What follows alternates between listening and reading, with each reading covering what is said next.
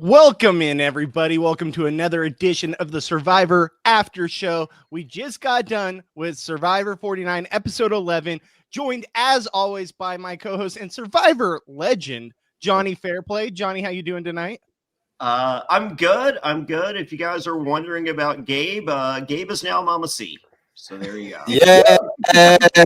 Mama C from Survivor 30, Worlds Apart, in the house with us. Mama C, how you doing tonight? I'm doing great. How are you?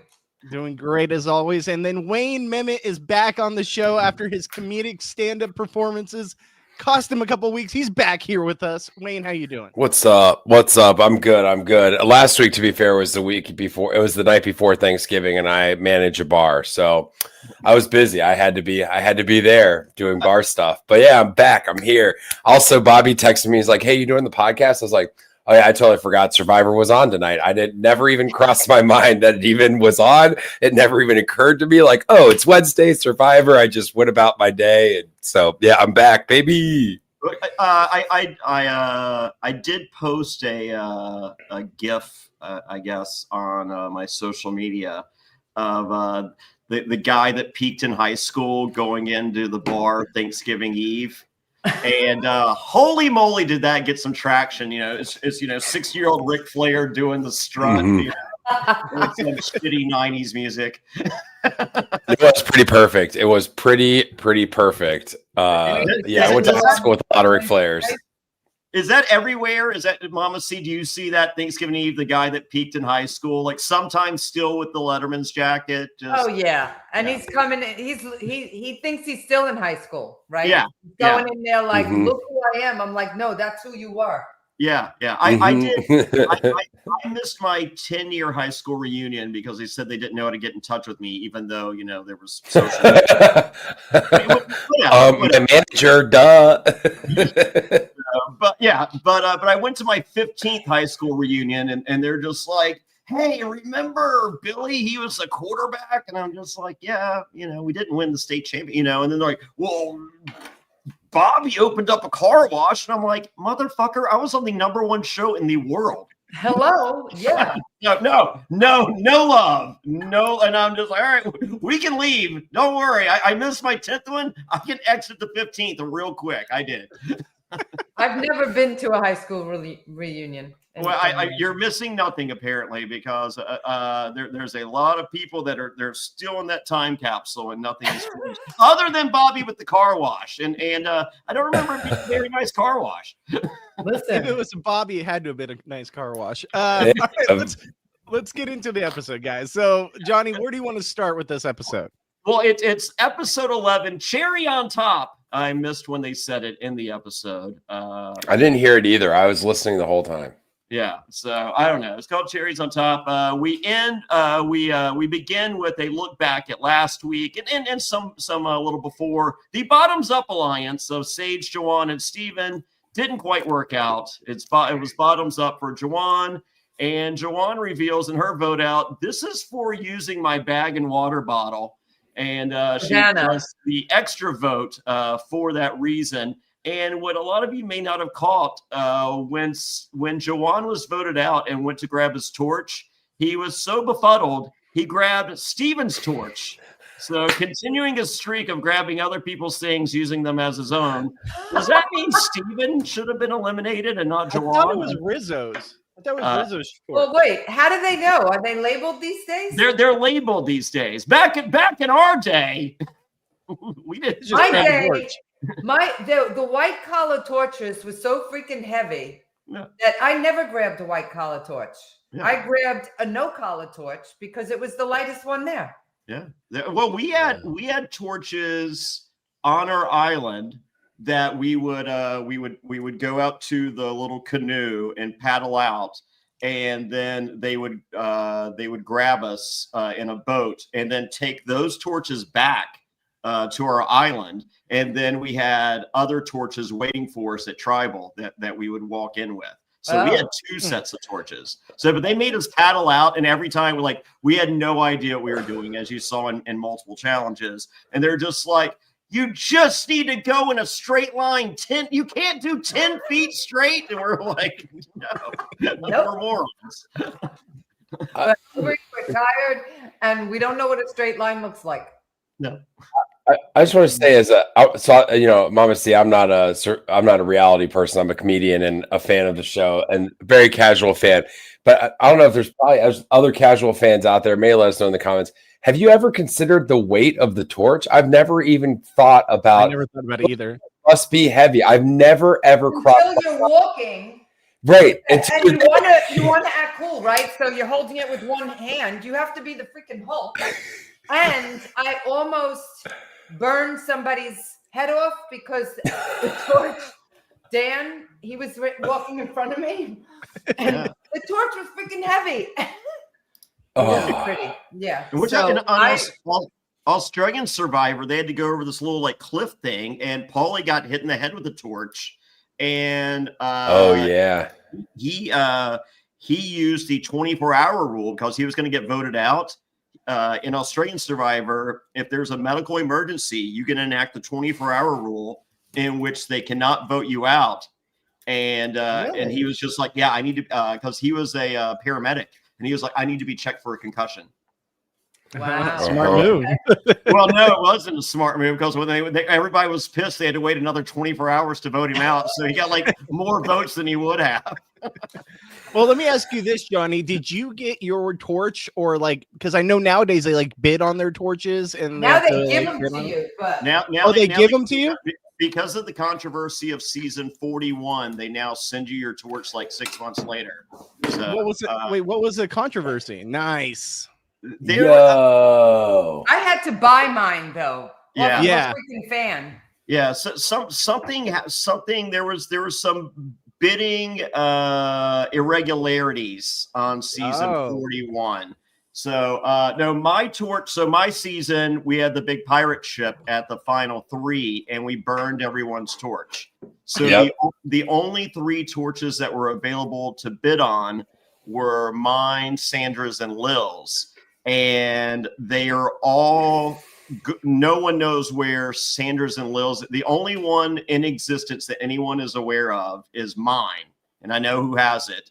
And originally, like I put it was on eBay. I put in a max bid of like 10 grand, and I think mine originally went for 12,000, and then later sold for 20,000. And I think a guy needed the money, and it was last purchased, I think, for 15,000.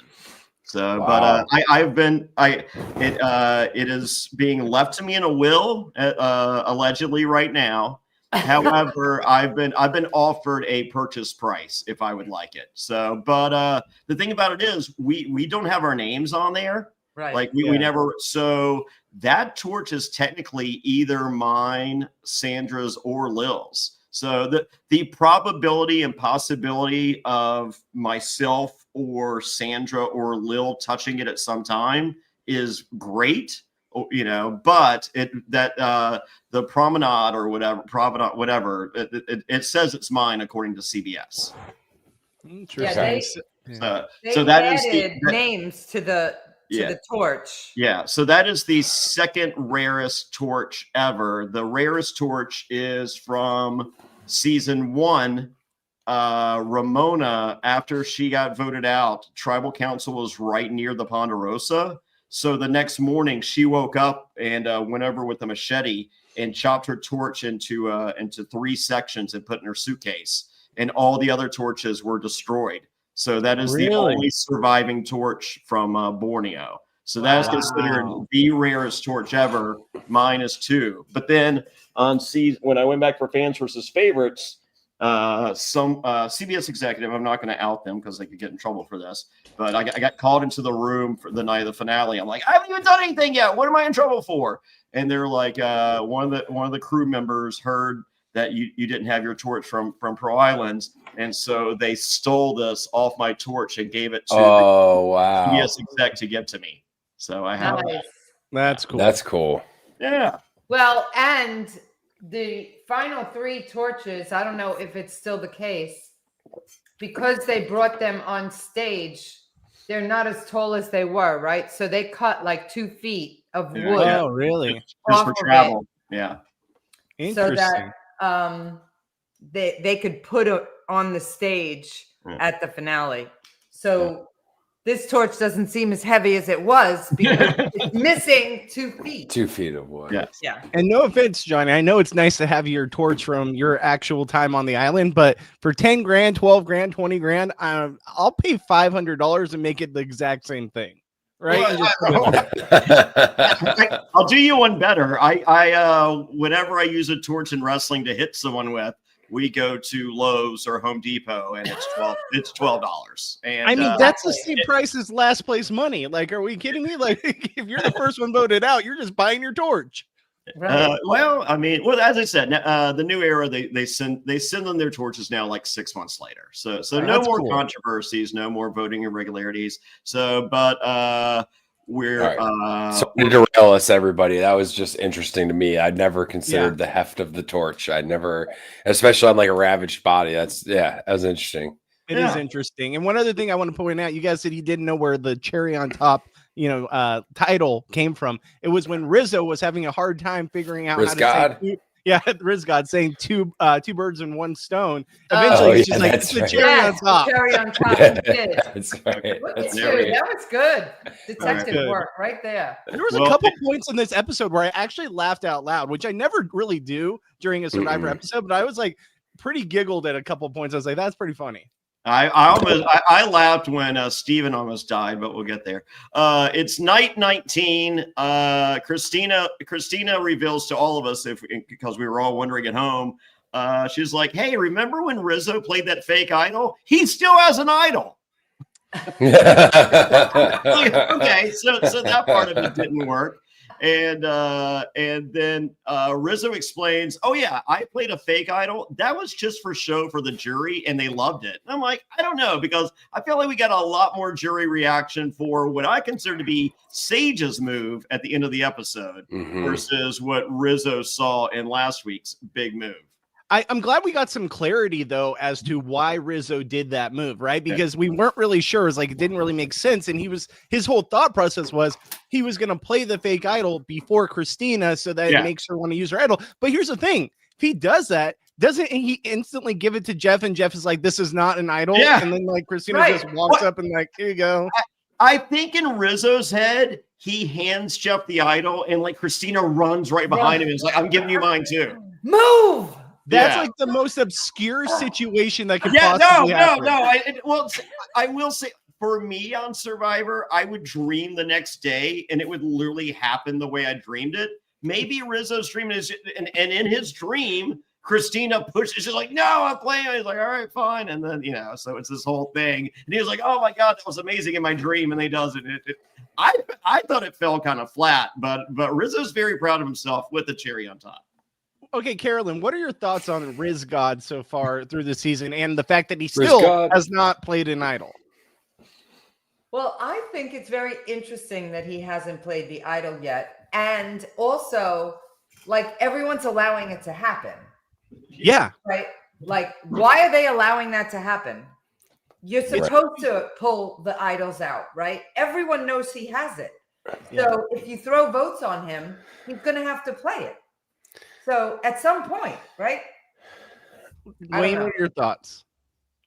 I think that too many people are working with him that they can't vote him out yet. And they are like, we will have to flush it later. And maybe we can blindside him when we need to. But I don't know. He seems to have really good connections with. So you can only use it maybe 1 or 2 more times. Right, 2 more times. You got 6 and 5. 6 and 5. So he's guaranteed to make Final 5. Well, not well, so fast. Actually, no, because Sophie can steal his idol. Is she back to Sophie now? I was just gonna say, can we call her Sophie again now? Now that Sophie S is gone. Can we fast forward to the end of the episode? She goes, yeah, the end of the episode was so great. When she goes, now I'm the other Sophie, and I'm like, I'm afraid of that. Dang it! You were the other Sophie, episode 1. You were already other Sophie. There was like 2 episodes where the other Sophie became other Sophie, but you're other Sophie. Sorry. Yeah. Your edit is very other Sophie. I liked other Sophie, but I liked others. Yeah.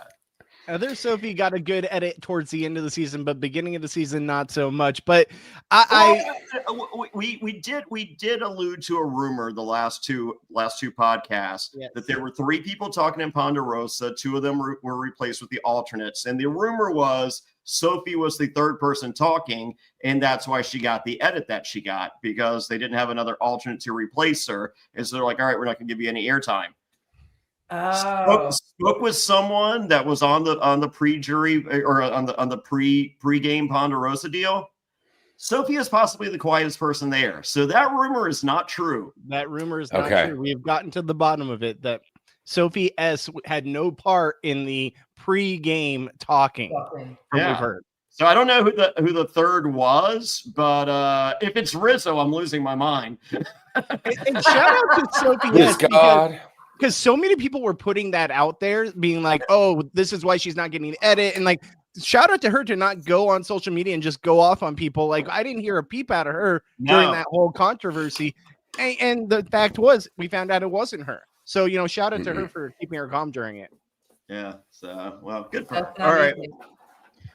Let's see. Sophie blindsided Jawan because he controlled the last 3 votes. She never felt fully let in. Sage is pissed, and especially for the fact that the other Sophie, her smile was too big at Tribal for Sage. Yep. Looking back, that smile was pretty. Savannah had a huge smile this episode at Tribal, so don't let Sage see that. But wow, it's funny because we'll just move on. Day 20. Soph realizes that she's number 3 on her trio, and so she looks at Sage but useful, but she does even though Soph doesn't seem like the smartest player, but she shows us every now and then that she is. And right here, she's just like, hey, I think Sage is perfect to get rid of Savannah, but she's an emotional player, and I'm like, that's it. That's the that's Leonardo DiCaprio looking at the TV screen. Yes, she's emotional. That I don't know. I don't think I would work well with Sage out there, but I enjoy Sage on my television. I would. Sage would be my number 1. Sage and I would be weirdos together, just farting and slurping and just out there, just being goofy. Dude, I would be number 1 with Sage. I hope. Man, she's the best. I love her. Blackheads off each other's faces, No, that's gross. Not that. I draw the line at that shit. That no, we just. Mama Sage is very loyal. She is loyal. She's very loyal, so she is great to have on your side. Yeah, I still like you. Yeah, it's not hard to determine because it's all over her face. She can't hide it. She tries. Well, she hit it to Stephanie pretty good. True. No, Stephanie was just oblivious. She was just oblivious to it all. All right, Mama C, I know this is personal, but do you remember farting on Survivor? I mean, no. How would you ask her that, Johnny? How would you ask her that? Seriously, we barely ate. What are you farting? Yeah, well, I mean, that's true. I don't remember farting, but I'll find something. but I can imagine there's a part of me that's not trusting a fart out there because you shit yourself. It's a thing. And it's not going to be like, it's just like, oh no, the day is ruined. Mm-hmm. I can say that I've never shit myself. I can say I've sharted many a time. On the show? Not on a show, but what was it? It was either Valentine's or St. Pat. It was someday. Burton from Pearl Islands, he had just bought like a brand new Porsche and picked me up, and he was like, "What do you think, new Porsche?" And I just purposely farted on his brand new leather seats, and I was like, "Oh boy!" And he was like, "No," and I'm like, "Yeah, I sharted." Well, you weren't naked, so there's not the shart is not. It was not appreciated by him or me. I mean, but there's not shit smearing around on his leather seats. It's really smearing around in his This is underwear. amazing. This is amazing. Yeah, I've had my fair share of sharks. Well, hold on. We got to have a separate podcast, a separate shark cast. We'll put that on our Patreon. That'll be a subscriber only. I started at a Cincinnati viewing party before. Was it the one that I was just reminiscing about with Jax that came? No. That it was the next night. Oh God! Oh no! It was the season before. It was the season before. Okay. Yeah. All right. We've gone astray.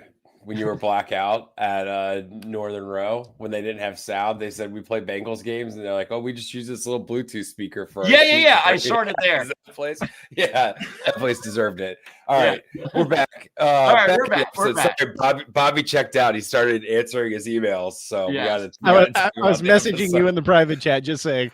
Okay. So once again, it's day 20. There's a boat, and it's a strenuous activity. No one wants to go. Like, literally, you could be like, there's $500,000. It's like, you know what? I'm final 7 for $1 million. I'm staying right here. Yeah. No, I mean, okay, Carolyn, you talk about this because I've got a lot to say once you're done. Well, final 7, you're staying right here. I mean, they're just letting it be, right? I mean, sometimes you have to do that. I think we also did kind of a similar thing on my season where you felt comfortable at some point with your crew. Yeah. So you stay with that crew. But now all bets are off, right? You're in 6 mode. Yeah. All bets are off. Now you've got to play to win. I feel like Steven played it exactly how I would have played. Like I would have wanted to have gone, but I would have done the hey, and if you have 6 other people going, I don't want to go. I was like, oh well, I guess I'll go. You guys are like, no one wants to go, right? I'm only going because you guys don't. But in the back of my head, I want to go. The second that boat shows up, like I'm just like, if I can get to the boat before they do, I'm like, oh, he already said my name. I gotta go. See you, everybody. Right. Exactly. You always go after the advantage. I think so. I mean, sorry, go ahead, Carolyn. I think on my season, the advantage was at our food auction, right? I wasn't buying any food. I was saving it for the advantage, right? So this is the same thing, especially when you're at 7, right? And he was at the bottom. So it's kind of like a no-brainer.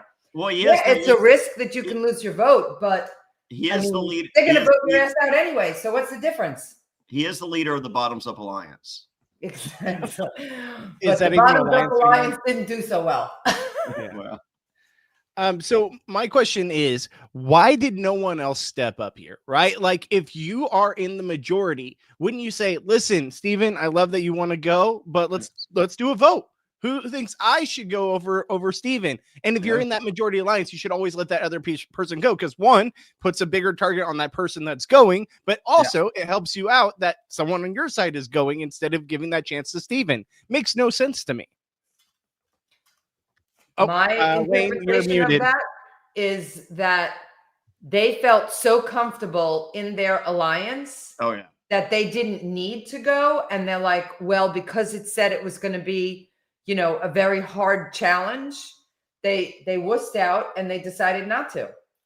Yeah, I feel like this is a huge difference between the new era and an old school Survivor. Yeah, and I would have went. When you go to this challenge, I think it was great on Steven's part. Absolutely. In that situation, you should 100% want to go. The fact that other people are letting you go, icing on the cake. And then when he gets cherry on top, if you will. Cherry on top, if you will. Exactly. But another thing too is once you get there, there's literally no downside if you win or lose. Yes, you might think there's a downside because, you're going to lose your vote. You're already in a situation where you're pretty much screwed no matter what. So guess what? At least you're giving yourself the opportunity, and no one knows how you actually did once you're out there. It's only what you decide to relate to them. So you could absolutely tell them, hey, I want to see an idol, or you can say I won this, whatever. I'm just giving you guys this honesty. You know, I don't have to, but I want you guys to know where I'm coming from. I won an idol. You could have lost your vote. They have no freaking clue. So it's only an advantage for him to go. Right. Yeah. Sorry. Can you hear me for now? Yes, much better. Okay, cool. My mic is updating. I don't know what's happening. We're past the stage where a target on your back matters. Like, you know, 4 votes ago, a target on your back mattered. Now there's 6 people left or 7 people left. The target doesn't matter. Everybody should want to go. And you should also, when they say it's going to be like a strenuous journey, it might be a strenuous thing, or it might be a trap. And you're going to sit there and build Lincoln logs, and you have to build a 30-story tower out of Lincoln log sticks or whatever, and then you get an advantage or whatever. But you got to know. Is that strenuous, Wayne? No, I don't know. What I'm saying is they're not. It is season 49 of Survivor. They are not going to give you something that is not completable. They're going to give you something that is able to be done. Maybe not by every single person, but by most people. And they have to take it for an account that they haven't really eaten. I don't think Christina or Rizgod finished this challenge. No, that's what I'm saying. Not everybody. Like Christina is an easy sit out, but there's no reason that Savannah, Sophie, Sage, all of them should have been jumping to go try and do this. Yeah. So can I throw out one other thing too? And I know the show would hate this if it actually happened, but if you were Steven and you went there and you heard, hey, this is going to be strenuous, then you hear the rules of it. Is it a little advantageous to just not do the challenge and just be like, I'm going to sit this one out. I get it. I'm going to lose my vote, but I'm going to tell everyone I won an idol. And then no matter what, they're going to be too scared with these low of numbers to actually take the shot at you. It's risky. Don't get me wrong. And the show will hate it, but it could be advantageous. I mean, I think if Rizzo went over there and said that, I think the production would love it. Maybe. Yeah, that's a good point. Yeah. See, I'm a runner, so I'm like, this is awesome. But there are some points in this thing. I'm just like, Steven's going to die. and this is like a lot. I mean, he had to climb. There was some treacherous terrain on there. So, but he did finish with so much time. I'm just like, all right. Right. Exactly. I was going to say, I think first of all, wasn't it like the thing, did it have to go down or up? What was it? The bobble thing had to go up all the way. And then once it went up, it would fall down and he would be out. And it didn't even look like it, honestly. I don't think it moved from where it started. Right. I think he probably had like an hour or, whatever, 2-3 hours or something like that. It's like, I guarantee someone in production was like, we overshot this. Like, there was one point at the beginning of the challenge where they show like a long shot where they're like in a helicopter, videotaping him, and or a drone, Bobby, or a drone. Sure, maybe I'm living in the old days. Okay, it's all drone. There's at one point where he's running in like the deeper sand when all he has to do is run along the beach where it's clearly like much easier to run in. And I'm just looking at my TV screen, be like, dude, what are you doing? Like, don't run in the hard stuff. Like, just go along the water, and it's like much easier to run on. It's the imposter syndrome, Bobby. How do you have imposter syndrome before you're famous? I mean, if you had it now, I would be like, all right, like you're right. I mean, but like it's like no, I think from imposter syndrome, and I'm just like, what? As a Deadpool imposter? Yes, you are a Ryan Reynolds imposter. That is true. but I don't like. So I mean, the guy's a rocket scientist. You're good. There's no imposter. Yeah, exactly. So and then you made it on Survivor, and I don't care. Like, I'm not a big Steven fan. However, Steven, you're not. I am. I like him. I like him. Well, 3 versus 1. As I was about to say, Steven, you're not an imposter now. Like, you're on Survivor, you made it, you're good. Yeah. I will say. I wish 5. I wish they. I do wish that. Man, I wish he just won a good old fashioned immunity idol. Everyone's got a different type of power, and there's these dream scenarios where she takes this and plays that and does all this. And in reality, what's going to happen is fucking nothing. Nothing's going to happen because it's all too complicated. Yeah. And they're like, well, I could play this, but she knows that I have it. And then I think their thing is that they have to call it before I play it. And they're all trying to figure out how all these little advantages work. And it's just like, maybe it'll get stolen. Maybe it won't. Maybe the threat that it could get stolen.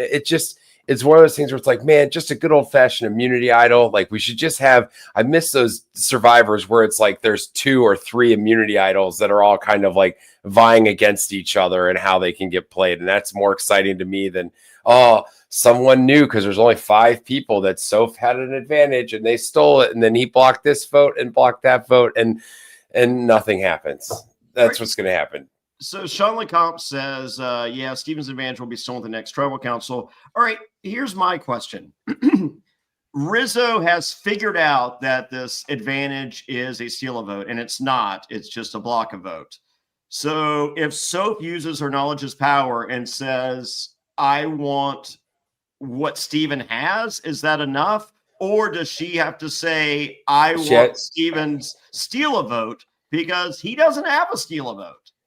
It has to be specific. There's no way her power is, I want the thing that someone has. Like, can she? How about? Can she say, "I want the advantage that Stephen got on the boat journey"? I don't know. That's a great question because I'm gonna ask Gemini. Yeah, phone a friend. We're never gonna find out. Was she gonna ask AI like Russell Hantz did to find out if he was gonna be on Traders? I'll answer this right now, guys. I'll answer this right now. It's not going to happen. Steven's not losing his advantage because guess what? At the end of the day, Soph doesn't know for sure that he has an advantage. He could be lying. She knows for sure Rizzo has an idol, which is much better than anything Steven could have got advantage-wise. So just take the one in the hand instead of 2 in the bush. Why are you saying the 2 cherries on top? Why does Steven necessarily have something like less than Rizzo just because he's an imposter? What's better than an idol? Oh, I thought it was because he was an imposter. Right. It's like he might have an idol. And you know what? What if she gets there and she's like, I want Steven's advantage. And Jeff's like, if he has an advantage, you have to name the advantage. And she's like, I'll take Rizzo's idol, please. I'll take Rizzo's idol for 100, Alex. I'll take Rizzo's idol for 200. Yeah. No, it's 100% going to be Rizzo's idol. We all know that. Like it's the writing's on the wall. It's the one thing she knows for sure is in play. Mm-hmm. I hope so. Well, prior to this incredible journey that Steven's on, we're at the water well, and bras are no longer a thing for Sophie. It's a choice. I did notice that myself. We all did, but I didn't think you would actually say it, Johnny. Oh, all right. Well, I mean, this is a scene-by-scene breakdown of the episode, folks. So, boy, did Johnny seen it. So Soap is ready to turn on Savannah and Rizzo, and then we go back to Steven. It's combination lock with numbers placed around the island. It's 184-325. Looks like he got dangerous. No problem. He gets a block of vote. And I just want to say, I think that was just well shot. I'm telling you, it was not as long as it seems. It was one camera guy be like, look at him go. Oh, look at him go. Oh, look at him go. Like just from one bay across the bay. And then that was it. How far do you think around? Because he basically ran around a mile. I mean, I run a mile and a half. Yeah, I feel like that was more than a mile. I think about he was but he was running it pretty much the whole time, and with how depleted his body is, his body's not running the whole time. I mean, he was booking it for more than like a mile. I run like 8-minute miles. Let's just say with the obstacles and everything, he's running 11-minute miles. He just ran 11 minutes. That's not that big a deal. It's fine. It's 11 minutes. For argument's sake, let's say he ran for 20 minutes. It's 20 minutes. Yeah, it's probably a mile, between a mile and 2 miles, I would guess. Yeah. Okay. Would you guys have a hard time with the numbers? No. They picked super easy. For some reason, that number combination worked out like it. because I was doing it myself. I'm just Me all right, too. let's see if I can fuck this up. Just a few beers and a little high. Watching this, and no, it's so I think for some reason this number combination was just easy peasy lemon squeezy. I would have enjoyed it if he had gotten a number messed up. I was like Justin Jefferson, Randy Moss, Addison, my sister's birthday. Easy. Done. Yeah. Justin Jefferson, boy, 18. killing me. Your they wanted to Vikings. make it hard. Because they had pictures, Yeah. right? So pictures are Yeah, harder. there's maps. Yeah, they had the maps of the island, like where to go next as well once you got there. That's what I'm. So maybe it's the map, the number plus the picture that aligns with the number. Then it would be a little bit more difficult. Yeah. But the numbers were. I felt like easy. It was in order. I think you just keep running, you'll run into the next spot, right? Right. Or you run and grab yourself a beverage. If you were to do that, where would you go, Bobby Goodsby? I have one place in mind.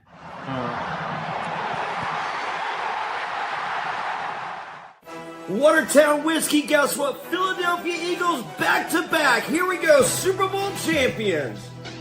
You see, Daniels, it is the Commanders' year. Woo! Super Bowl bound to Watertown Whiskey. It's back-to-back. The Chiefs are going back, and they're winning this time. Watertown Whiskey. Y'all boys heading on down to 8 Mile. Lions got this. Watertown Whiskey. It's the AFC's year, but it's the Chargers. There's only one thing I got to say. Watertown Whiskey. Jets. Jets. Shut up. Hartford Whalers. We're going to the Super Bowl. They're close to Watertown, right? There's one thing we can all agree on. Watertown Whiskey. Escape the ordinary. WatertownWhiskey.com. Drink responsibly.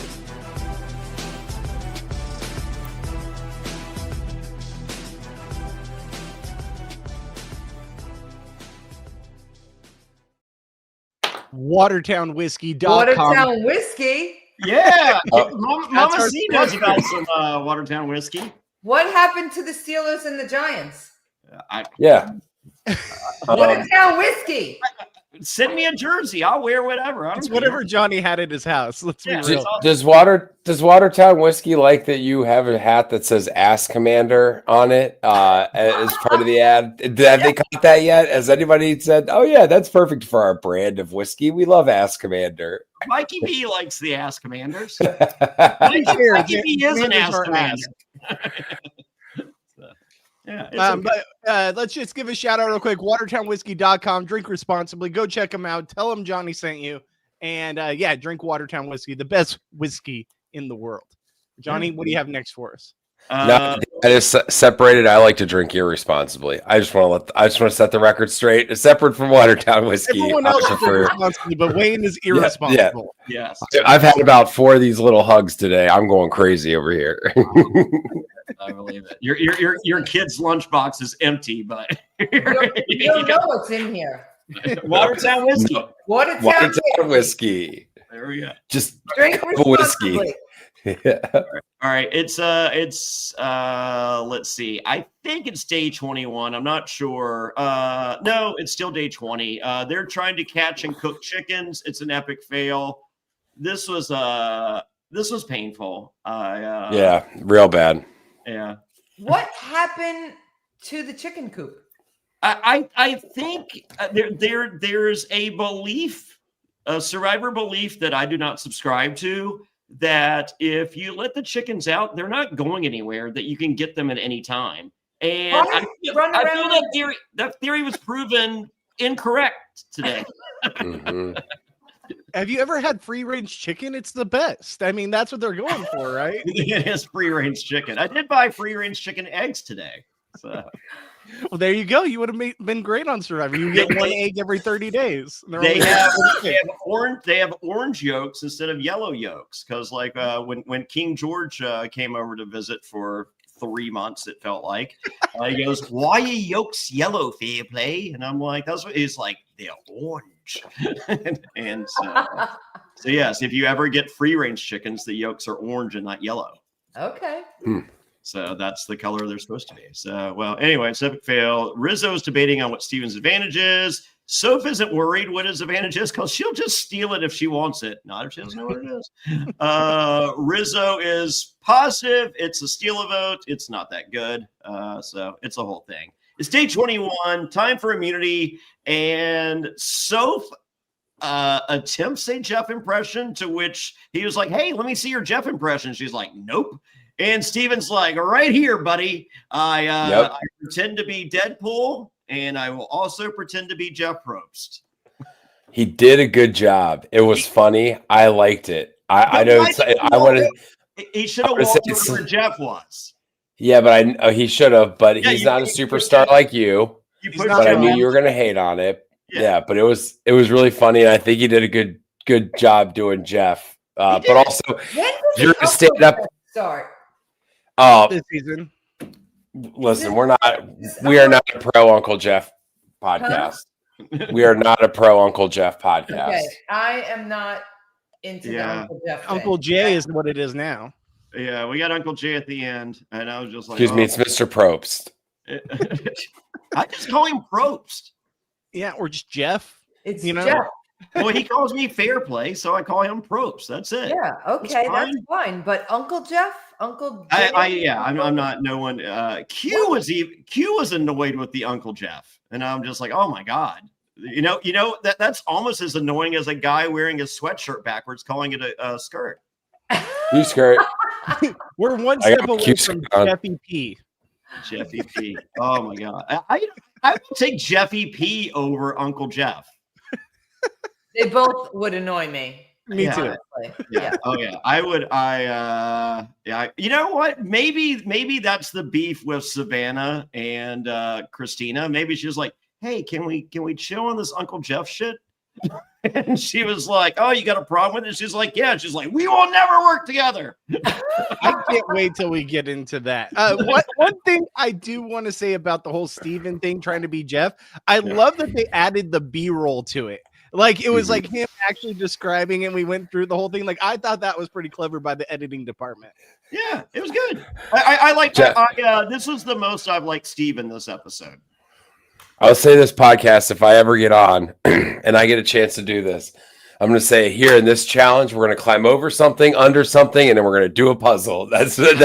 I'm not even going to look and say what it is. I'm just going to say it. No matter what it is. Worth fighting for?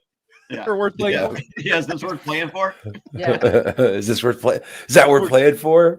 Hey, good things happen. It's just like, and if you play your cards right, you'll end up at the sanctuary. Where good things happen. Oh my god! I feel like he should do this. I feel like he needs to do this when he says this. Sophie would have done that. She's ready. Jeez. Oh, I would say relax, Sophie, but she appeared to be very relaxed. She was just hanging out. My drink everywhere, Johnny. Damn.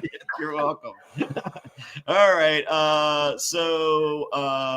When Steven when Jeff asked Steven to do his Jeff impression, my fault. Can we see JLP do his Jeff impression?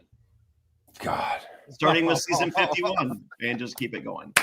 So, are you familiar with Jonathan LaPaglia, Mama C? No. The host of Australian Survivor. Oh, What? yes. Yeah. Do you love him? The what? He was on Deal No Deal Island? No. That's David.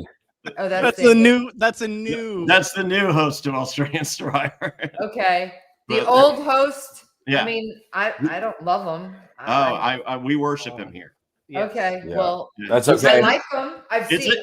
I've only seen Australian Survivor once because I don't know really how to watch it. You probably watched Australian Island, which is a different show. So I watched the only season I watched was when Sandra and her and Nina were on. That's great. Oh yeah, Chrissy was in. That was the season where Chrissy, when Chrissy finds tree mail, and she's like, "I think it's a love letter from Jonathan." Love letter from Jonathan. There's a clue to the immunity item. She thought it was a love letter from Jonathan. Yeah, she didn't know. Okay. So he's the host. He should be the American. I think 51. Jeff is the producer and Jonathan LaPaglia is the host. I think it'd be great. No. Jeff is never giving it up. Jeff's never giving it up. That's where you're wrong. He's never going to do it. Okay, I'm sorry. I would like when Rizzo dreams about Christina pushing him out of the way to play her idol and then he plays the fake one. My dream is for JLP to be on that beach on season 51 going, come on in. No, if we see any other hosts coming in Survivor, I'll bet that there is an American spinoff like America versus the World or something like that. I wonder where they would get that idea from, and stream it on Paramount Plus only, and blah blah blah. Do that, but Jeff's never going to give up Survivor, not unless it's forced. I'm more than okay with if Paramount Plus wants to do US versus the world. Anything else? Or, and JLP's the host. I'm all over that because Jeff USA versus Australia. But the thing is it's clear that they don't understand on the American side the relationship they could have with the world community because like we don't have Australian Survivor. Like Mama C, you're like, I don't know how to watch Australian Survivor. Right. And it's like, oh, you would absolutely love it if it was just easy as you log into Paramount Plus and just watched it and it's there. Oh, and watch all of the other Survivors. I like the one season. Like when Paramount Plus first launched and there was they had it on there. Yes. King George first you season. have the Challenge USA. Yes. All the Survivor players win because we're freaking badasses. Yep. I mean, it's like I love it. Yeah. Hope Sydney wins this year. Yeah, we'll see. All right. Fair play, real quick. One thing earlier you said when come on in. There was one point where Sophie S said, "Hey guys," to Sophie to Soph and Savannah, and I was like, "Don't let Jeff hear you saying guys. How dare you?" Like, we can't use that word anymore. It's 2025. I think we can again. I think 2025 it's back. No. I think I don't know. Who's to say? No, guys. I can tell you that the immunity is a belt with a rope attached to a rotating disc, and you have to stack letter blocks to spell the word immunity, which may or not be 7 letters. It is not. It is 8. Yeah. These are my least favorite, some of my least favorite challenges. And this one particularly felt very easy. I don't know if it was or not, but I feel like the ones where you have the rope and I'm like, I don't even know how the physics works on that thing. Looks like it's way more difficult than this. Like, just keep a constant pace. Like, like just keep a constant pace. And it's like, you can't make the blocks too difficult because the starting and stopping is what makes it fall, and they'll never complete it. So they have to be able to keep a constant pace going back and forth. But it's just, I don't know. It's kind of pretty boring. I'm okay with them trying something new rather than regurgitating out the same challenges. So the fact that it was different, I'm like, I'm good. Great. It appeared to be easier. I think this one was a dud. I don't think we'll ever see it again. But the fact that keep looking, it's not the same thing. I'm like, great. Yep. Mama C, what's your opinion? I kind of liked the challenge, but it did seem easy because only one person dropped. Like when in those previous challenges where the concept is still the same, everyone's dropping, and they're doing it for like an hour, and this one is all here, and then it's starting from scratch and blah. You only saw Soph drop, and then nobody else dropped. Yeah. Not one other person. Yeah. I agree with you. It couldn't have been that hard. I think these challenges, Wayne, I'm differ from you on this. This is one of my favorite challenges that they do every single year because I do think it's got a lot of equity to it where anyone can win it. It doesn't matter if you're a big dude or a small woman. You can absolutely win this challenge. And I like those kind of challenges where you don't know going in. So, and plus it's all about pace. It's all about slow and steady. This one didn't really seem slow and steady. It was just kind of, if you can get there quick and then get back without dropping anything and just stack it high, you're fine. But I agree with you, Fairplay. I think that this was cool that they actually tried something different. It wasn't the best, but I appreciate it. And that's all we ask for in the new era. I understand if you want to do the same concepts, but change them up a bit because it's getting stale when you use the same challenges every year for 9 seasons in a row. Yeah. So, well, guess what? Not only did they play for immunity, they were playing for spaghetti and pesto and garlic bread and tiramisu. It's funny you say that, Fairplay. I've got something right here. With meat sauce. Oh my God. Spaghetti with pesto. Spaghetti with the garlic bread. Oh my God. Oh my God! Wait, did you slice in a porn in the back? I feel like I heard Jeff Probst and Riley Reid. It was Savannah, but who's to say? Who's to say? And Mama C pops for a nice Riley Reid reference. How about that? That's fun. She's like real world famous. She's on podcasts now. I think she has one. First of all, by the way, I just want to say on podcasts, I'm watching on a lot of clips. It's a lot of like ladies sitting on a couch, just like splayed out like this now. So Johnny and Bobby, I think we got to start showing some gams on this podcast. We got to gam it up. We got to start by pasty whites. Let's go. We got to get the gams going so that we got to get the clips up. Pretty much every reel that shows in my Facebook feed is just like, I let a guy lick my butt. I'm like, whoa, why is this my feed? I think doing this position is harder than Survivor. Well, Bobby, you're 5'2". I mean, I'm 5'2", apparently, according to Johnny. Mama C, how tall do you think Bobby is? I may have just given you the answer, but guess without. All right, we do this every podcast, okay, Mama C, just so you know. He is 6'3". What? Yeah. Bang.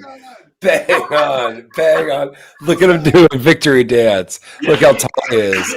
Look at that big boy. Dude, what a big boy over there. I know how to do hearts.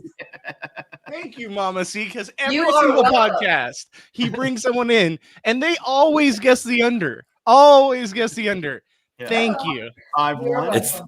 It's the Hobbiton beard. It's the Hobbiton style beard that you have. It's the angle, okay? It's the angle of the camera. I'm 6'3". You nailed it on the head. I know.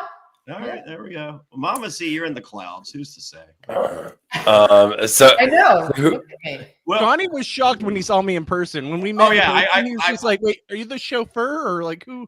I thought it was Bobby's dad. I'm just like, can you get Bobby for me? He's supposed to go out on a date. I know he's 17, but we're not going to do anything weird. we're just going to hang out with King George. It's fine. Relax. Nothing to worry about there. Nothing. I hung out with King George. It was very worrisome. Yeah. Hello. So in case you guys are wondering how Steven won, he went full tilt boogie. Yeah, he did. We got another full tilt boogie reference. How was that? I think Jeff uses full tilt boogie a lot more frequently than we're aware of. Did he use it on this show? Yes. Yes. It was very weird when he did it last time. Boogie? It's not the first time he said that. Yeah. When he said it at a tribal one time. Yes. Yeah. It's a thing. He picked it up in one of his swingers parties in the off season. It's like when he says, "Oh, it's like Club Condo. It's a feeling. It's a vibe." No one knows what the fuck Club Condo is. Club Condo does sound like a swingers party. I feel like there's a lot of people driving up in golf carts with a pineapple on the back at Club Condo. Oh my God! Things happen. Mama C's does not sound safe. Mama C's like, I really need to remove that pineapple off my golf cart. What color loofah do you have on the back of your golf cart? Because that does say what you're into. What color? What loofah? So I did a pinball appearance at the Villages. And apparently they put a loofah on their golf cart antenna that says what you do, like what you and your significant other are into.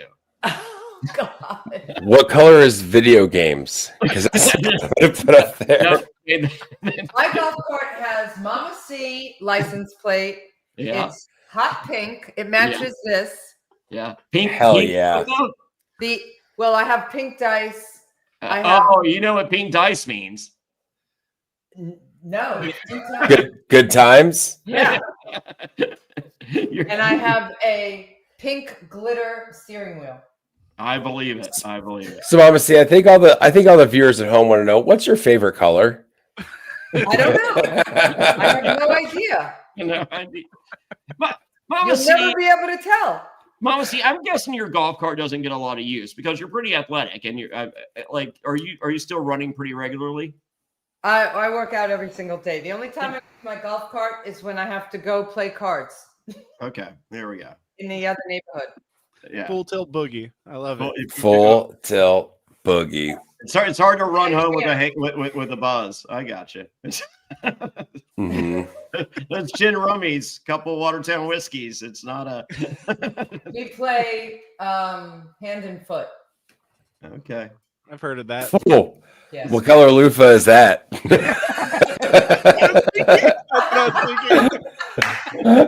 There's a loofah for that. There's a loofah for that. There is. You need one afterwards. I can tell you what color it is afterwards. All right. Oh my God, this is off the rails. This is my favorite show of all time. It was pretty good. So Steven, I knew Mama C was bringing it. So peek behind the curtain. I don't know if it was Give Kids the World or Hearts or one that we were hanging at. Mama C was just like, "Oh, so you don't want me on your podcast?" I'm like, "What are you talking about?" She's like, "I could do your podcast." I'm like, "Mama C, I don't even think like the people that are on the podcast, they're just like, hey, you still do the podcast?" I'm like, "Yeah, I've been doing it for like 7 years." They're like, "Hey, I'd like to be on." I'm like, "All right, cool. Shoot me a message. I will not remember this conversation." And and so Bobby's just like, "You were talking the other day that you could always get it," and I'm just like, I was like, "Oh yeah, Mama C yelled at me at last time at Over the Edge. Who else? Tiffany yelled at me. Somebody, like, there was like 8 people that yelled at me. So I was just like, "Mama C, you want to do the podcast?" We're like, "Yep." I'm like, "There we go." Yeah, he says all these people yell at him at this event to not have him on the podcast, and every single week I'm like, "Johnny, who can you get?" He's like, I don't know, man. Like, we'll have to see who we can get. I'm like, you say all these people want to come on. Where the hell are they? Yeah. Bobby, I'm charging you with making a QR code to stick on the back of Johnny's phone that goes to a Google form that you manage, so that Johnny's like, hey, put me on your podcast, and you just like scan this, and you just scan, and that's it, and then Bobby will manage the rest. I told Johnny, give him my number, whatever you have to do, I will contact them. You don't need not all of them. Don't give Rupert Bobby's number. Don't give Rupert Bobby's number. Don't give. I don't need that. I don't need that smoke. Can you even program a flip phone? Well, actually, there's a new razor out that's a flip phone. There's a new razor. Rupert's still on a Blueberry. Rupert's sitting there like this. It's like, what's your producer's name? Bobby. 2 I think Rupert's coming this year. 6 2 2 2 2 9 9 9. What's his last name? Goodsby.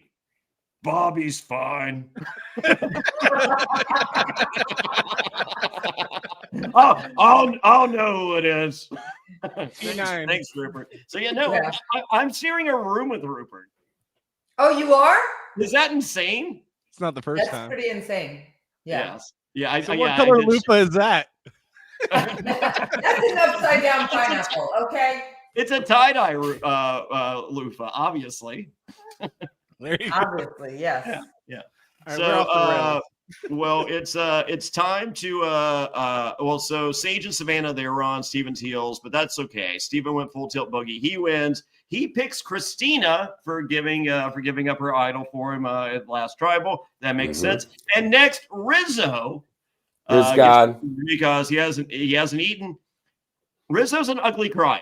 Did we catch that? Yeah.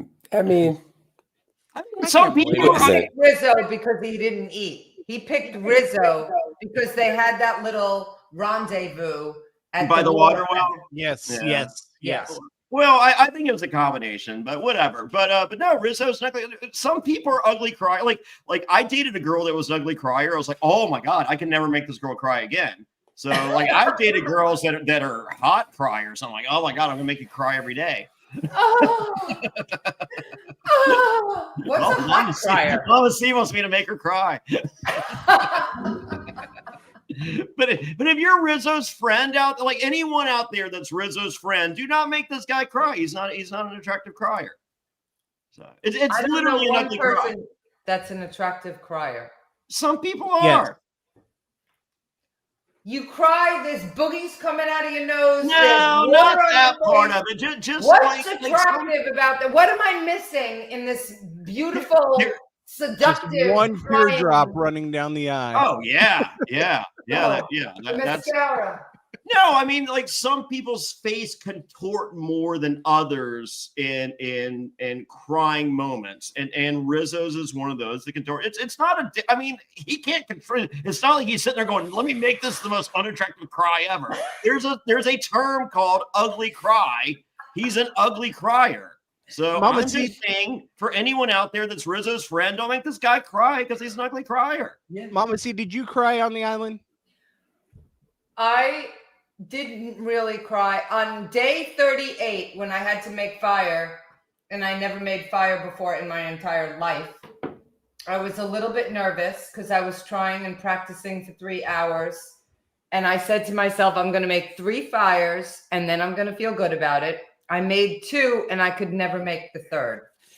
So I teared up a little bit. I wasn't really crying, but yeah, they made fun of all my faces anyway. I think they had like, I don't know, 20 different pictures of me with resting bitch face. So it wasn't an ugly crier, but it was an ugly, like, because I would be looking at somebody like, what? Yeah, I love that. And of course they capture that. So then you look like, Yeah, even Fairplay admitted to crying. Yeah. So all right, we were talking last week. On my first season of Survivor, everyone hit the wall at some point. Every single person. Did everyone hit the wall on your season or no? And did you hit the wall? Like mine was like when I did the dead grandma thing and Thunder D shows up. What they don't like, I was like brilliant performance. They show all the good. The 1 second later, I'm just like, I just want a Whopper with cheese and no onion. And I don't care if there's onion on it. I want a Dr. Pepper. And Thunder D is literally sitting there going, can I leave early? I don't want to stay. Like, this is fucking embarrassing. I don't want to be with this guy. And I'm just like, you can't leave. He goes, I don't want to be. And like, he's literally asking if he's like, I don't want to do the 24 hours. He's like, it's hot. It's sticky. I don't even know if I put on deodorant. I want out of here. Like, this fucking sucks. Jonny Fairplay over here crying like a bitch. This sucks. So they don't show that part. But on my season, Rupert hit the wall pretty early. But everyone on my, I would say the vast majority hit the wall. Do you remember hitting the wall on your season? I mean, I did cry when I saw my husband. Yeah, but that's not hitting the wall. No, I don't think I actually enjoyed being on Survivor. You're pretty tough. Yeah, I wasn't like at the beginning, like the first week maybe. I was struggling with these fucking shoes that they made me get, and then I lost 2 toenails because of those shoes, and then I finally cut out like the toe portion of it, and I was much better. But I didn't really hit a wall. Like, I was enjoying it because, I had a good story, actually, Yeah. I loved it too, but I finally I think it was probably seeing Thunder D. It just reminded me of everything that I didn't have out there. Right. And what day was that you hit that? Like day 30. Right. Because they brought my husband out day 36. So you're just like, I'm going to go to sleep and then it's over. Right. So I don't really think that everyone like broke down on my season. Yeah. There were definitely people. Rodney went cray. He definitely broke down. Yeah. Will broke down for some of it. There were definitely people that broke down, but I don't think it was everybody. And I wouldn't have said to myself, the only day that I was really feeling really bad was day 38 when right before tribal council when I had to make fire. Yeah, I don't feel like that's hitting the wall though. So as I said, for me, it was like literally like 2 minutes, and then I snapped back. So it because like out there, I did see it as my journey. Like even though Rupert said it's my journey, my adventure, my island, I'm just like motherfucker, it's mine. Like I like wait till you watch the show. Spoiler alert, it's my show. So I enjoyed every second of it, but I think just seeing Thunder D and just thinking of the things that I didn't have, it made me forget for like 2 minutes, how great I had. Like, it's just like, no, I don't have a fucking Whopper with cheese and no onion and a Dr. Pepper. But I got a fucking what will be the #1 show in the world, and I'm the star of this motherfucker. Right. So, my question for you guys is, what do you guys feel about now on New Era, how they really like capitalize on seeing these people at like their weak moments, opposed to like the past where it was like, oh, we're 38 days in, I'm still feeling spry, like let's go. Like nowadays it's like 11 days in and these people are giving their sob stories. There's a lot of people that have issues with that. How do you feel as people that have played 39 days? Johnny? I mean, I think they're a different generation than the generation of myself, Mama C, and just the vast majority of the old school players. I think we're just cut from a tougher cloth, and some tougher than others. Mama C being 38 million times tougher than me. Mama C, what do you think? I always thought of it more like not really a sob story, right? Like I feel like we all have difficulties in our lives, right? And we all get through those. But for me, being on Survivor was more about how far can I push myself? I'm the oldest one on the island. Like, what do I need to do? I got to be tough because I'm old. They want to vote you out, right? So like my mental state was all about like, you got this, make it happen, push yourself, don't be a wuss, like anything. Like when they wanted to make me sit out of a challenge, I'm like, hell no. I'm just as capable of any of you people. In fact, I'm better than you two over there. I'm not sitting out. And I never sat out. You know what I mean? I only got to sit out when Sandra chose not to. So that left half of them to begin with. Right. Too soon. 20 years later. It's just interesting because there is a big, as someone who's watched every season of Survivor, and I've watched, how it used to be edited and now how it's edited nowadays. And honestly, it's become kind of a meme nowadays of how much they, and I don't mean to say sob story because every story is different. Everybody can have their own experience.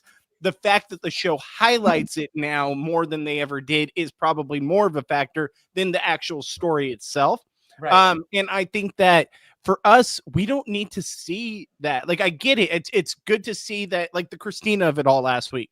I feel for her. Like I was gut wrenched for her. And I can tell in that situation, she was really feeling it. I don't like that the show highlights that because it kind of feels icky to me that they're using it as a way to almost get an award for showing these kind of low moments of people, if that makes sense. Like, I feel like they're really trying to pick up on, hey, this is a character building moment, but it's not really giving that. You're giving people the highlight at their lowest moment instead of at their highest. Yeah. So I mean, I would prefer the highest moments. Well, and that's why the Christina moment worked better than most of the other moments that we've seen in the new era, because it was a highlight of her persevering after that. Yes, that's why that one worked. Right. So versus just somebody crying because somebody kicked their dog or whatever.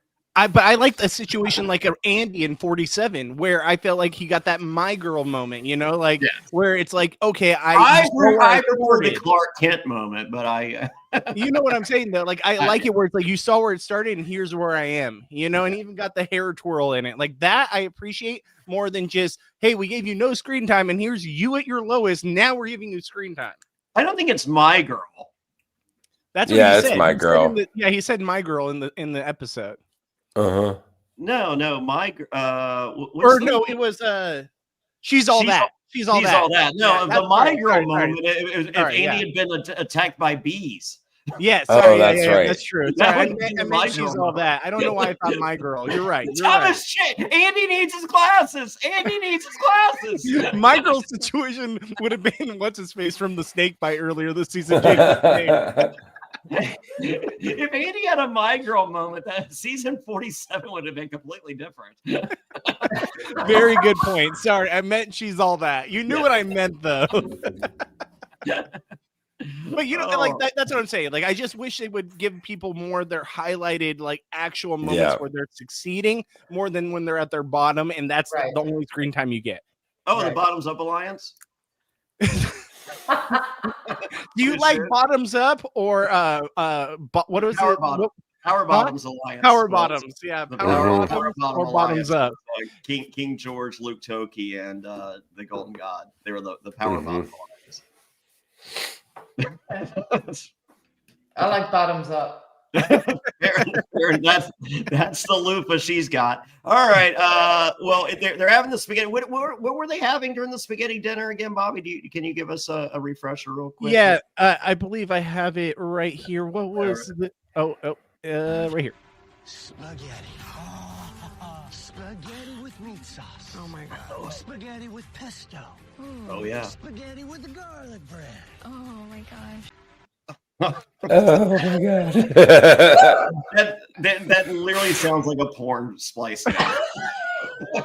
That's why I had to include it. I was like, I haven't pulled audio in a very long time, but when I heard that, I was like, I have to pull that. I feel like I'm looking through my Twitter feed. It's just like Survivor clips and porn, Survivor clips and porn, Survivor clips. I'm like, oh, there's a butthole.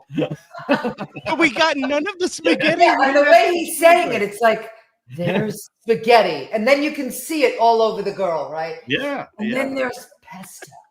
The worst of my feed is like, it's like there's a butthole. I'm like, yeah. I'm like, oh, there's balls. Oh well. And then when it actually came to the spaghetti, when they won the reward, all we saw was on Rizzo's face and teeth. That was it. Yeah. We didn't get a showcase of the spaghetti Or the tiramisu. Or the tiramisu. So, well, anyway, what we do learn, in spite of not learning more about pesto, is that Sage wants Sophie out, Rizzo wants Yellow Sophie out, and Christina's thinking Savannah no matter what anybody says. Right. Because they just can't get along. I'm more than positive that what we saw last week was just the tip of the iceberg with Savannah and Christina. But I think there's more to the story, even the little bit that we saw and that we didn't see there. They just don't like each other. I mean, because we got a tribal council. It's like, maybe if you guys are still on the same tribe, or maybe and they both pretty much, especially Christina's like, Nope. I think that Christina just doesn't like Savannah, and I feel like Savannah thinks that it's like, oh, we're just play fighting, like this is a show, and then no, I think Christina just really doesn't like her and made it very clear. Yeah. I think that was not unclear at all. Yeah, I think it was like, Yeah. All right. Well, let's see. Sage wants Sophie out and asks Savannah to vote with her. And I'm just like, two things. A woman scorned. Holy moly. Jeez. A woman scorned is nothing to fret about or nothing. No, it's everything to fret about. It's everything to fret. It's nothing. It's nothing to turn the other cheek to, because this is don't fuck with a woman scorned. It is a woman scorned. And also, this is very stupid for Sage. I feel like the move for Sage was Savannah. Clearly. But that fucking smile, the other Sophie. So because they've literally, Sage has sat here for 4 weeks in a row going, guys, we have the fucking numbers. We had the fucking numbers. This is our last chance with the numbers. We cannot fuck this up. All right, what are we going to do? Sophie. there's not another chance after this. Sophie. Right. Pure revenge. It was pure emotion. Yeah. It wasn't really logic. Yeah. Although the two women that keep winning are either one of them. Yes. So both of them need to go, right? Yeah. It's just if you're Sage, but just numerically, the move for Sage was Savannah. However, yes.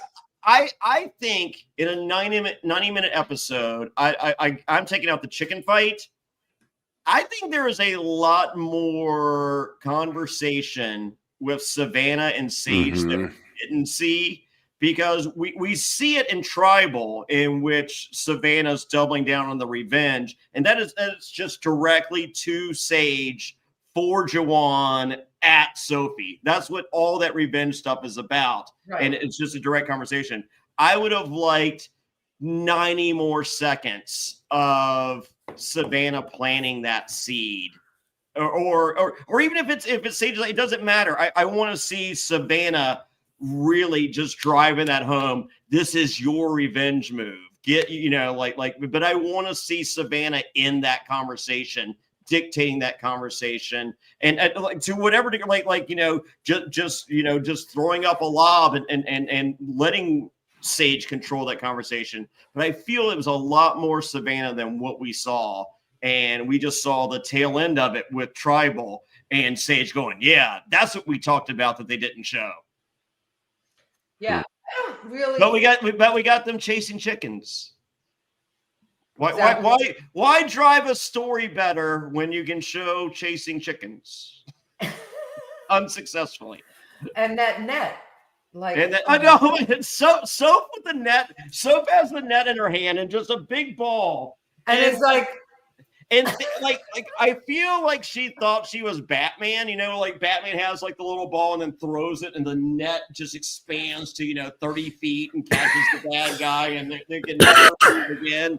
She was like, "Oh yeah, I'm Batman, watch." And it's just, she literally just throws a ball of net at the fucking chickens. And it's like, yeah, you just threw a ball of net. That successful. Wayne, I want to know your opinion on it, though, because I feel like you've been kind of quiet on it. What do you think of the fact that they took that shot? Wait, what? Like they took the shot at Sophie S. Instead of Savannah. Sorry. Yeah. Oh, I mean, yeah. Like, I feel like it was the easy way out. I think there's stuff we're not seeing. I think there's like something happening that we're not seeing. I don't know why you go for Sophie S, honestly. Like, she's kind of a non-factor, as the edit has shown us. You kind of, I don't know. All right, Mama C, do you think that you would have taken the shot at Savannah there instead of Sophie S? Yeah, I think Savannah is a bigger target. She's much more outwardly strategic, I think. Yeah. And she's been on the right side of the vote for a lot of the game. So I would have thought that now's the time for Savannah. Yeah. The thing between Sage and Savannah, I honestly don't think that they talk at all, because Sage can't stand her. No. And I don't think Sage wants anything to do with her. I think Savannah said exactly what Sage needed to hear this episode, but we didn't see that conversation. Here's the thing that pisses me off, and I'll be very blunt about this. What does it grind your gears? No, it grinds my gears. The episode gave us the entire time that Soph was in the middle, that there was this side and this side, and then we get to the votes, and it's unanimous Sophie S. Where the fuck did that come from? Because that's honestly, not what you sold us all episode. All episode, it was Soph's in the middle. What's she gonna do? And we had no lead up to even understand why Christina and Steven would go the other way. There was nothing on that, and we didn't even know that they even talked about it. Where the hell did that come from? That we didn't see them talk about it, but they did. Steven did talk about it. Steven talked about it a little, but we did no explanation from with Christina. The Rizzo stuff, yeah, sure. we can only I think assume that Steven was just like, hey, go with me. me, go with me on this one, and then we'll make our move collectively. I got the fucking block of vote. Blah, blah, And I blah. understand they got to leave it up to mystery, but at the same time, you're selling us on the fact that Soph is in the middle. What's Soph gonna do? Guess what? It didn't matter what Soph did. Yeah, it didn't matter. And why lead up to that? Why I get you have to give us a little bit of mystery, but it felt like such a false promise. Yeah. I also still just have a question. Why are we not voting for Riz God to flush an idol? I don't understand that at all. Like I don't. I think I Can you at least tell us why we're not? Can you get somebody in? You know, now it's been 2 episodes. Can you get somebody in and kind of produce and coax them to give us an answer about why Rizzo's not catching it? Why no one's going after the immunity idol or something? Get it. Tell us why. I have no idea. Point, it's like 6 episodes, isn't it? Like how many times has Yeah. he like falsely like Well, I'm gonna use my idol? I'm because I asked last week because last week was supposed to be the big move of the season and explained why Rizzo's on season 50, and I'm just like, all right, I missed it. Can I see? So Rizzo's on season 50? Yeah, he's gonna be the first boot. No, we don't. Who's the second one from 49? It's Savannah. Savannah. Oh, well, that makes sense. Yeah. and she'll be the second boot. Yeah. Why would you say that? Dude, she is not gonna mesh well with a single other person on that cast. Here's the thing, Mom. She's very attractive. Do you know the cast of season 50? I mean, For the most part. Okay, Yeah. so there's 2 winners on season 50. Where do you fall in that we have 2 people from 49 and 3 tribes? Do you think that one of those 2 is the winner? Of 50? 49. No. Because there's 2 people from 49 and there's 3 tribes and 2 of them have a winner on them and there's a 3rd tribe that doesn't. It doesn't First of necessarily. all, don't get me started have on to be. 50 because I'm still. No, we want to hear your thoughts on 50. Please let us know. Yeah, I'm not happy about 50. I'm shocked that no one from your cast got. I'm shocked that I didn't get cast. Forget Yeah, everybody else. Yeah. I'm all about me. You Did you especially. Did you get a call? No. Wow. And I got pulled Wow. for every other returning player season since I have been on. Yeah. Jeff said that he was putting me back on. He's waiting for a good season. And Well, I mean, now is 50's the perfect not a time. good season. What? 50's not a good. Who's going to remember season 50? Oh, wait, never mind. That's a great one. Sorry. I always go back to I have a problem with 3 people from 48 and 2 from 49. I do Literally too. a third of We your just cast. saw them. We don't need to see 5 people that have been on it in less than a year. Yeah. And not for nothing, and this is only me, we also don't need to see people who have played 4, 5, 6 times. When No. some of us have only played 1 time, and you're continuing to promise a second season. I've only played 1.5 times, or one in 138. Actually, or 130. One time in one day. One time in a day. One time in Played 3 2 days. seasons. Johnny, if you didn't get your face broken in by Danny Bonaducci, how do you think you would have done on that season? Well, first person out is Parvati, so that changes the world, the universe. Was that actually the plan? Yeah. Parvati's the vote That And I have the changes numbers. literally the history of Survivor. of everything. Yeah. You couldn't suck it up for one Parvati's still dating men right now. If I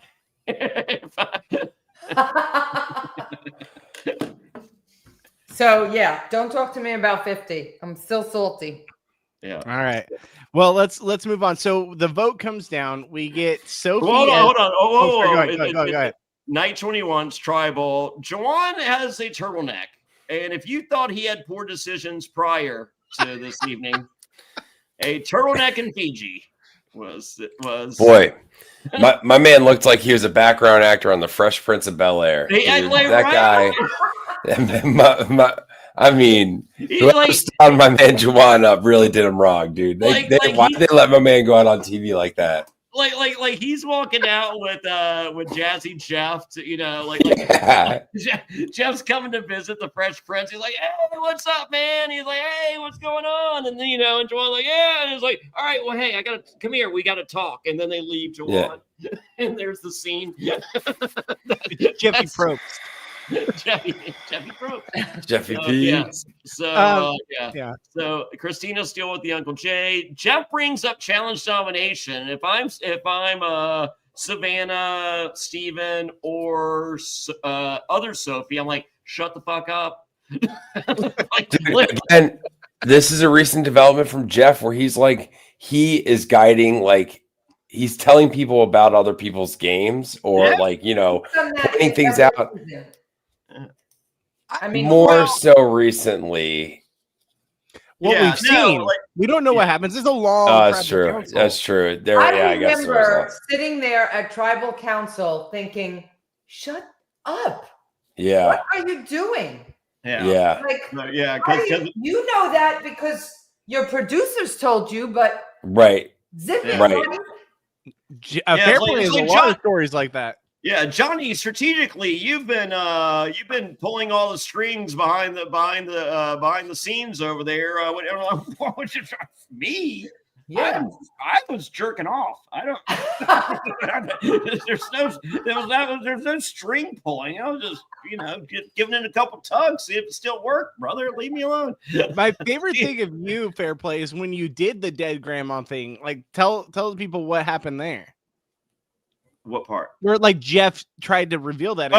Yeah. So I found this out during the quarantine deal. It was a Weird Al Yankovic podcast. They had a producer on that's no longer with Survivor. He's alive. He just doesn't work for Survivor anymore. So what I didn't know, and I found out then, when I did the dead grandma thing, and he calls, and my grandma answers the phone. He's on the satellite phone. This is all behind. So Jeff's just like, Fairplay lie. His grandma's not even dead. I'm gonna go tell him. And so he starts walking over to go tell and Mark Burnett goes, "What the fuck are you doing?" Right. And he was like, "Oh, you didn't hear. Fairplay lied. His grandma's not really dead. I'm gonna go tell the contestants." And he goes, "No, you're not." And he was like, No, you didn't hear. He was lying. His grandma's not really dead. I'm going to tell everyone. And he goes, "No, you're not going to tell everyone." You can't tell on him. And he's like, "This is the gold." He's like, "Oh, all right. But you do know that he's lying, right?" And he's like, "Yes, it's great that he was lying." So yes, Jeff's first instinct was go tell everyone that I was lying. Really? That would have worked out great. Yeah. No, then you could have played it. Fairplay was lying. His grandma didn't really die, and everyone just sacrificed your people for no reason. No, then you could have been like, my friend gave me bad information. Like, he told me that. What? Maybe it was the other grandma. I have 4 grandmas. So can we? I'm pretty sure it was any of the other ones. Maybe grandma died.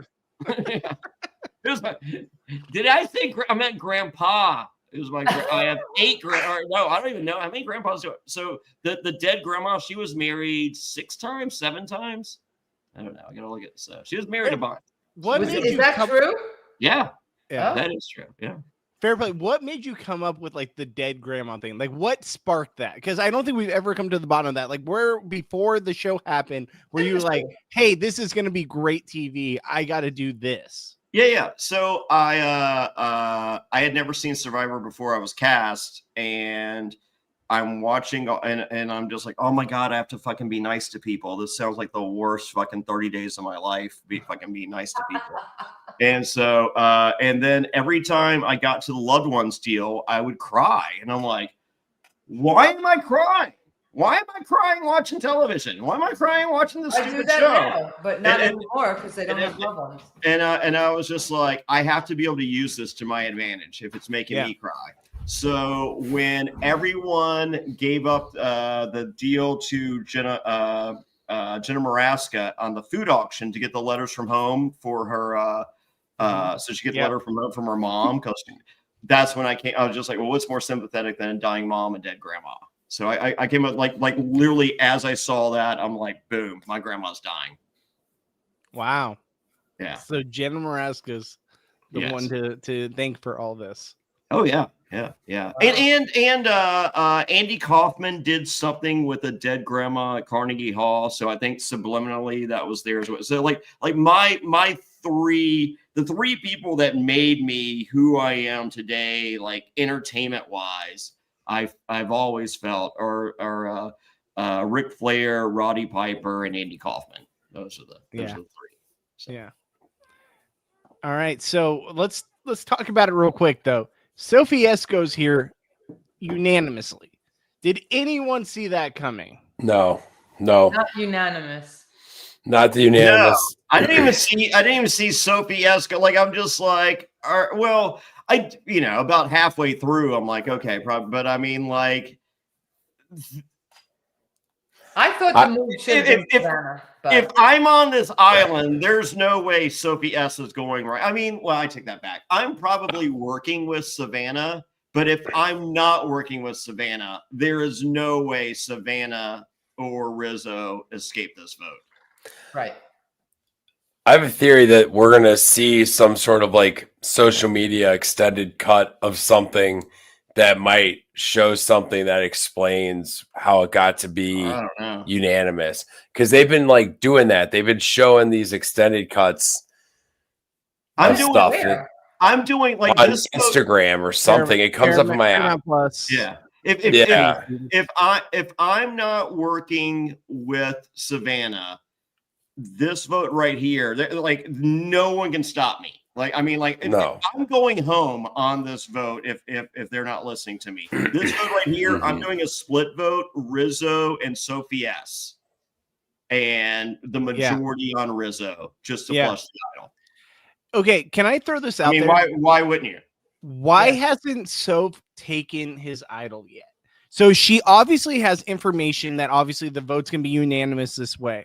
But by next episode, this has to be the episode, right? Like you steal it now and either save yourself or save someone else, because I don't think she's ever going to be in trouble because no one's going after her. We haven't heard her name spelled out once. She wants, but she knows she needs the move. She wants that move on her resume. So you have to do it at Final Five, though, right? Like, okay, that's fine, but I think she wants to do it as close to the final three jury as possible because people forget shit. But here's the thing. What's going to win it for you? Right now, you're not in a position to win the game, where the only thing that's going to propel you is when you know someone's going to go home unanimously, like tonight, and save that person by taking Rizzo's idol from him, putting that on Sophie S, and voting out Rizzo. You are whoever you want. Or whoever you want, or whoever you want. I think the move. I'm okay with her not using it yet. I think the move is to do it next week, and take his idol, send him Rizzo next week, and then play it at 5.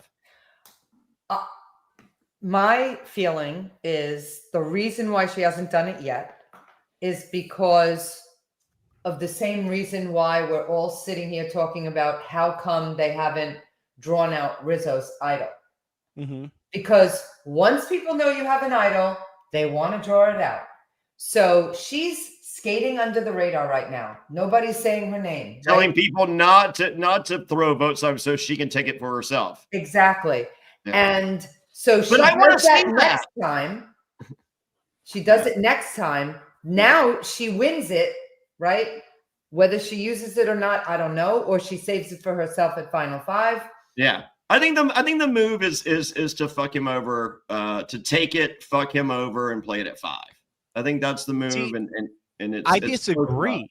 I disagree because I think that the biggest move you can do when you have that advantage is to take it from them, put it on the person that's clearly going to be voted out, save that person, and vote out Rizzo. Because you're giving the jury, hey, this is what everyone said was going to happen. You're taking that and saving the person that was clearly on the outs and going to go home anyways, which will probably still be the case, And now you are the biggest person in this game because you took out Rizzo when he least expected it, used it or saved it so many times to protect himself, and no one took him out with it. And now you just saved that person and took out Rizzo. That's the only way to win. It's a big move. It's a bigger move. Yeah. I think in the new era, the safer big move is to take it from Rizzo, send Rizzo next time, and then play it at 5, and then you're there in the final 4. When are you even ever gonna get a unanimous vote though? No, but there's that. Well, maybe she didn't know it was unanimous. I think she did. Who knows? Maybe. Yeah, she made it. She's probably the reason it was unanimous. But yeah, you want to get as little blood on your hands in the new era. Yeah. Getting blood on your hands is bad, and I know that's not how we want to play. Like, that's how you win. I agree with you. That's how you Maybe win. because you get these juries that are, like, yeah, I don't think you do. Yeah, I don't know. That's how you win in the new era, especially in this situation where you're in Sophie's position. Hey, sup? When you're in Sophie's position where you're the 3 of the 3, right? No one's going to vote for you over Rizzo or Savannah. So you're in a position where you save Sophie S. Sophie S is now entitled to you. She's like, hey, you saved me. Everyone here was going to vote against me, and you saved me, and you took the idol from someone, made a huge move, and used that to vote that person out. I'm indebted to you. Now you just have to win something. You have two chances to win something. She also might have just not thought of this plan. It's a pretty smart plan. I think it's definitely worth considering. I don't think she maybe just didn't think of this one. She didn't have spaghetti. She didn't have spaghetti on the brain to think about. Yeah. Am I wrong? Like, is this not like? No, you're right. It's a great plan. That's a really smart plan. It's more of like that. It's more of an old school plan than a new era plan. Yeah, but it's definitely that's honestly that's an Australian Survivor plan, to be very honest. Like, knowing that it's unanimous, to be like, oh, well, I don't really want to save her, but yeah, I'll save her so that then I can choose who goes home. That's a King George plan all day long. Yeah, exactly. That's you do more damage when you save the person that is going home instead of using that to save yourself, because it looks better in front of the jury when you didn't just use that as, okay, I was safe anyways, but I just used it to steal something and I have it and I didn't need it, opposed to saving someone that needed it, that didn't expect to be saved, and you took out the person that it belonged to. That looks so much better in front of the jury. I'd rather go out in 6th place than go out in 3rd with no votes. Well, my wallet disagrees with you. Yeah, I wouldn't. That's fine. That's fine. But you got to make a move. Also, that's more. He's independently wealthy. That's more memorable to get brought back. Yeah. All right. Well, let's see. Savannah's harping on revenge for Sage, and it works. And Rizzo, I don't think Savannah was harping on revenge for Sage. See, you guys all think that Savannah was harping on revenge because she knows that Sophie said her name. Period. The end. Mm-hmm. This is all internal. This has nothing to do with Sage. Okay, maybe. Mm-hmm. I think it can be read both ways. I think it can be easier read your way, but I feel like there's a scene we didn't see, and she's not as close to Sage.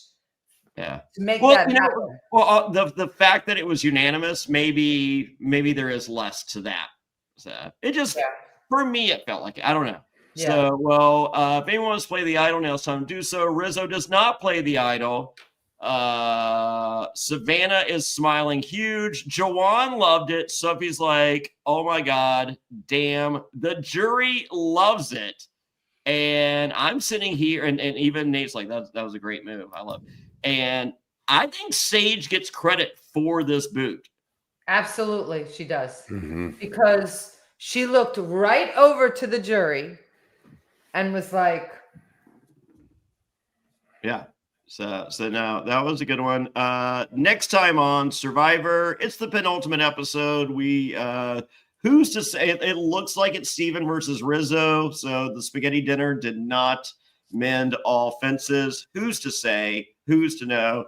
And then Sophie says, now I'm the other Sophie, and I'm afraid I got some bad news. Oh. You always were. Yes. So, pretty good episode. I'm happy. Yeah. I'm happy going into the penultimate episode because I just like saying the word penultimate. I think that's fun to use that word whenever possible. Gabler is here for the penultimate episode. So that's great. He uses words like penultimate. He's like some kind of crazy surging guy. Right. I will just say we're running out of episodes for this to become the crazy, mind-blowing, game-changing season of Survivor that it was last week to us. Say that every year. No, last week. Oh, this has been way more intense. Like, no, I know we say this all the time, but for real this time, it's like crazy ridiculous. I'm like, all right, when is that coming? Because like, I think it was it was hyped as last week was that Juwan? The second half has been much better than the first half of the season. Oh yeah, for sure. But Juwan vote was crazy Survivor. We set the bar pretty low for it. So, I don't know. So the problem is it's all going to come down to when Sophie takes Rizzo's idol because we all know it's going to happen. There's no way it doesn't at this point. But when it happens, what did you do with it? Who knows? It is amazing to me that going into the final 6, we had a unanimous votes to vote somebody out. Wow. That is crazy. That just shows you like and a perfect time to make a move according to Bobby Goodsby. Which the more but I mean, for real, it's like as I'm thinking about this, like it's not a 3 versus 4. It's crazy, and it's not just like somebody that's like. She's not like super annoying. She's not driving everybody crazy. She's not wrecking havoc. She's not throwing people's shoes in the ocean or doing all this shit. We're like, we have to get her out of here. It's just like, oh, the gameplay happened. Unanimous vote going into final 6. That's crazy. Yeah, unanimous vote right there. The move, if you're Soph, who's already said you need a big move, the move is steal the idol, play it for Soap, and your one vote is for Savannah, and you get credit for the Savannah kill. Yeah. Did I not say that? Yeah, that's what Bobby said. But no, I just said that's the move. So, but the safe new era move is you take it next time. Rizzo goes, and then you play it at 5 because you don't have to. All right. Great. Oh. All right. So with that said, we're going to get out of here. Carolyn, thank you so much for joining us. Yeah. I appreciate you. Amazing stuff. Come back. Thank you. Yes. Well, this might be my favorite episode. You know, like I've been waiting a long time. I'm going to give you Bobby's info. Yeah, Bobby, make sure Mama C comes back. The fact that you can deal with us crazy personalities over here while we're drinking and smoking on the podcast, like I appreciate that, and we always have a good time here. This is Mama C audio medium around for this weekend at Over the Edge. That's right. Let me get this one under my belt. I'm easing in. I'm going to have some whiskey right now. Watertown whiskey. All right. So with that said, guys, we'll be live next Wednesday, immediately following the East Coast airing of Survivor, right here at Reality After Show. Hit that bell notification with Gabler. Hit that bell notification. Hit the subscribe button. Hit the follow button. Whatever, like button, whatever it is. Leave a comment in the chat what you thought about this episode. What do you thought about our opinions here at Reality After Show? And we look forward to seeing you guys next week. Johnny, anything else you want to promote before we get out of here? Yes. Traders premiere January 8th, Chicago. Over half the tickets are gone. So if you want to go to survivortix.com. That's survivortix.com. Me and Rachel Riley, Chicago, January 8th. And the finale, I will be in Phoenix. Check my Instagram, and I'll be at Over the Edge this weekend defending the Cruiserweight Championship of the World of Boca Raton. Yeah, see you guys there. And Carolyn, anything you want to promote before we get out of here? Or you, like, what do you got to say? She's got hand and foot to play. Get her. She's like, I want to go home. That's what I have to say. There we go. I love it so much. All right, guys, we will see you on the next one. See Hey, you. wait, I got plugs. Oh, Yeah. bye. Wayne, go ahead. I'm a stand-up comedian. If you're in Cincinnati, come see me. If you're in Cincinnati this weekend, I'm at the Comet on Friday with Jessica Michelle Singleton, and on Saturday I'm at Commonwealth Comedy Club in Northern Kentucky with Sean Jordan. So come see me. Everything at Wayne Memmott on Instagram. Comedian. I'm very and funny. You guys can follow me at Goodsby Bobby. Watch my live stream Mondays. Don't follow him. We will see you guys. No one's gonna follow you. We'll see you next week right here at After Show at Goodsby Bobby on all my social media. We'll see you next time. Bye.